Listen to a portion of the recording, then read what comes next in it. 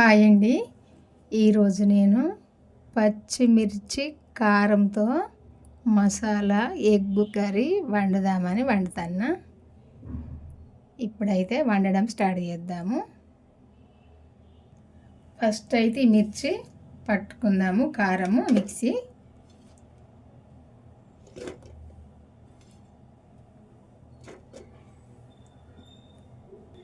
కొంచెము సాల్ట్ వేసి పట్టుకుందాము. కొన్ని వాటర్ వేసుకుందాము. ఈ కారం కూడా మెత్తగా పట్టుకోవాల్సిన అవసరం లేదు, ఇట్లా పట్టుకుంటే సరిపోద్ది.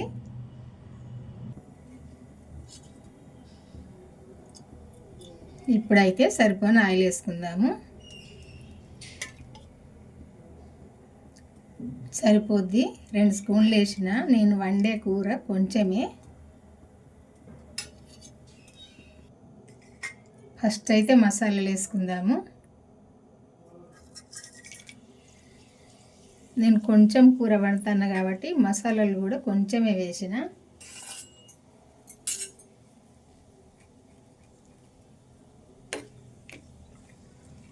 అన్నీ అదొకటి వేసిన. ఒక యాలకు, లవంగాలు ఒకటి, ఇట్లా చెక్క అన్నీ కొంచెం వేసిన.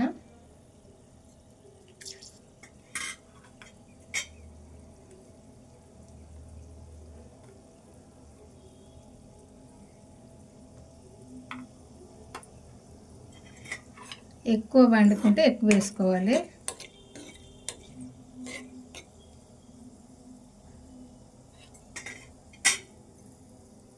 ఇప్పుడు ఉల్లిపాయ వేసుకుందాము.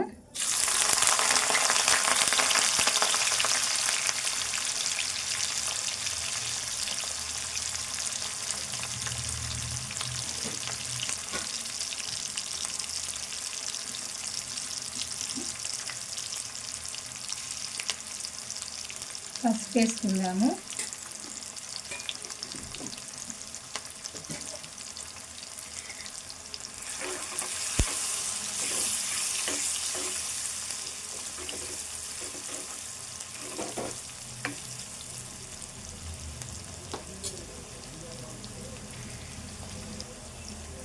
అల్లము వెల్లుల్లి పేస్టు ఇది కూడా వేసుకొని కలుపుకోవాలి.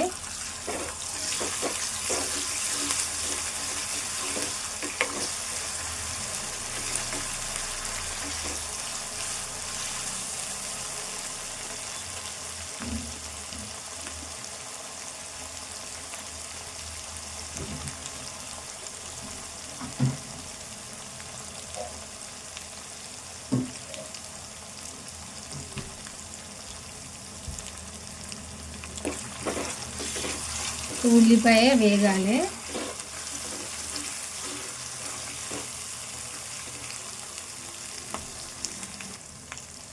ఈ ఉల్లిపాయ ఇట్లా వేగిందంటే మనం ఫస్ట్ ఈ పచ్చిమిర్చి కారం పట్టుకున్నాం కదా, ఈ కారం ఇందులో వేసుకోవాలి. వేసుకొని కలుపుకోవాలి.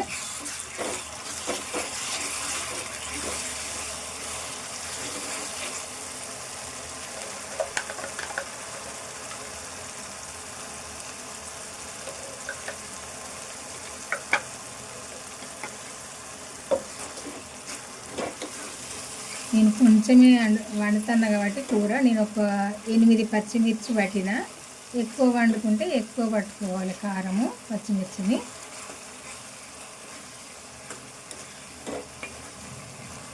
ఈ పచ్చిమిర్చి ఈ కారం అంతా కూడా వేగాలి మంచిగా.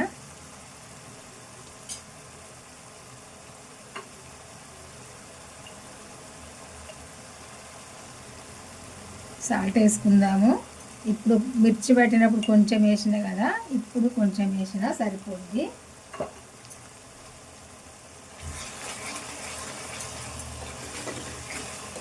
ఇదంతా కూడా ఈ నూనెలా ఉడకాలి. ఈ కారము మంచిగా.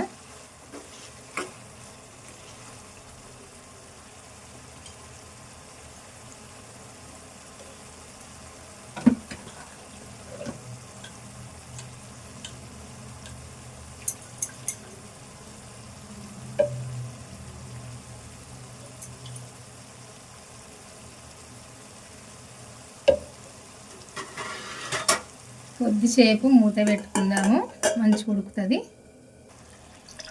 ఈ కారం ఉడికినాక మనం కారం పట్టుకుంటాం కదా, దీనిలోనే కొన్ని వాటర్ వేసుకొని ఇందులో పోసుకోవాలి. కొంచెం ఇది ఈ కారం అంతా ఇంట్లో కనుక్కొని ఇంట్లో పోసుకోవాలి. ఇప్పుడు ఇదంతా ఉడకాలి.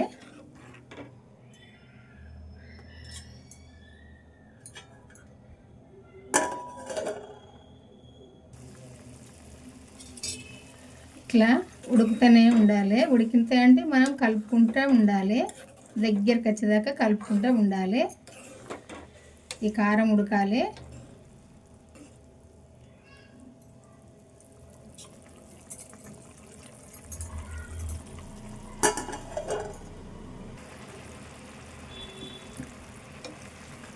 ఇది ఇట్లా ఉడుకుతూనే ఉండాలి. ఈ ఆయిల్ సపరేట్ అయ్యేదాకా ఇట్లా పైన వేరుతుంది చూడండి. ఇట్లా ఈ నూనె ఇట్లా పైన వేరుతుంది కదా, ఇట్లా సపరేట్ అయ్యేదాకా ఉడుకుతూనే ఉండాలి మంచిగా.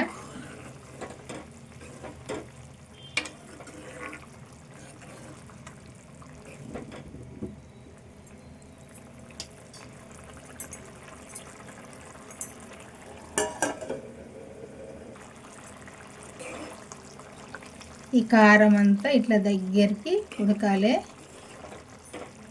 ఇట్లా ఉడకాలి. ఈ ఉల్లిపాయ మెత్తగా ఈ కారము అంతా ఇట్లా ఉడకాలి. ఇప్పుడు ఇందులో మనము ఎగ్గు ఉడకబెట్టైనా వండుకోవచ్చు, కొట్టి పోసుకొనైనా వండుకోవచ్చు. నేనైతే ఇట్లా కొట్టి పోసి వండుదామనే వండుతాను. ఉడకబెట్టుకొని కూడా వండుకోవచ్చు.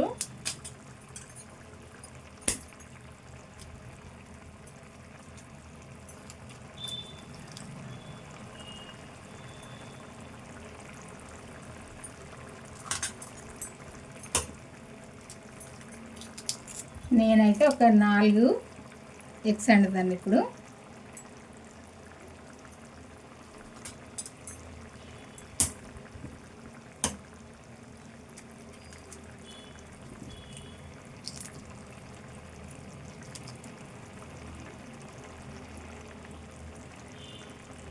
ఇది కొద్దిసేపు దాకా అసలు దీన్ని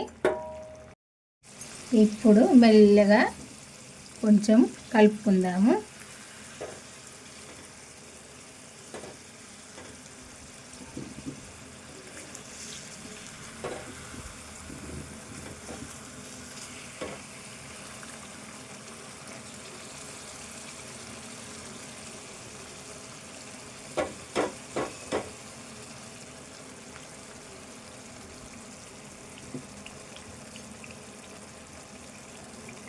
ఇప్పుడు కొంచెము ఏంపిన ధనియాల పొడి వేసుకుందాము.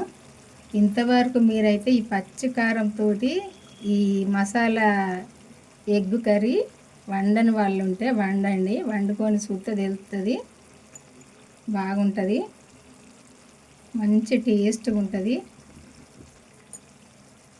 ఇట్లా వండుకుంటేనైతే. కొంచెం వేసుకుంటే అన్నం మొత్తం సరిపోను తినచ్చు కొద్దిసేపు. ఇప్పుడు కొంచెం కొత్తిమీర వేసుకుందాము. మా చిన్నప్పుడు అయితే మా అమ్మ కానీ మా అమ్మమ్మ కానీ ఈ పచ్చిమిర్చి రోట్లేసి దంచుకొని మరీ మెత్తగా కాకుండా దంచి ఇట్లే వండేదండి. చాలా టేస్ట్గా ఉండేది. మేమైతే కమ్మగా ఉందని తినేది మా చిన్నప్పుడు అయితే, అంత మంచిగా ఉండేది.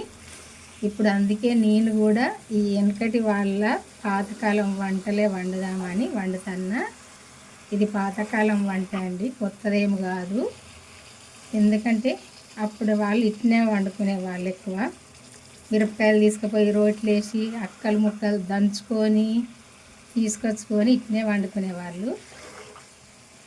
నా చిన్నప్పుడైతే నేను చూద్దు వాళ్ళు ఇట్లా వండంగా, అందుకే నేను కూడా ఇట్లే వండుదామని ఈరోజు అయితే వండుతున్నా. ఈరోజు కాదు, చాలాసార్లు సుధా వండినా ఇంతవరకు. ఈరోజు కూడా వండుతున్నా.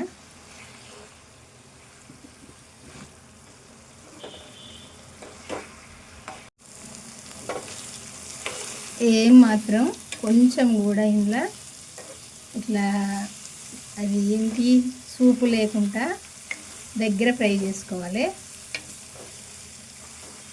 అప్పుడే మంచిగా కమ్మగా టేస్ట్గా ఉంటుంది. ఈ పచ్చిమిర్చి మసాలా ఎగ్ కర్రీది చాలా టేస్ట్గా ఉంటుంది. ఇది చపాతీకైనా పూరికైనా అన్నంకైనా దేనికైనా టేస్ట్గానే ఉంటుంది. మనం కొంచెం వేసుకున్నాం అనుకోండి సరిపోని అన్నం తినచ్చండి, అంత టేస్ట్గా ఉంటుంది. మంచి ఘాటుగా మంచిగా అయిపోయినట్టే వండడము. ఇట్లా వండుకుంటే సరిపోద్ది. ఈ మా తెలంగాణ మా ఇంట్లో వంట అయితే ఇట్లా వండుకుంటామండి. మా తెలంగాణలో మా ఇంట్లో వంట మేమైతే ఇట్లా వండుకుంటాము.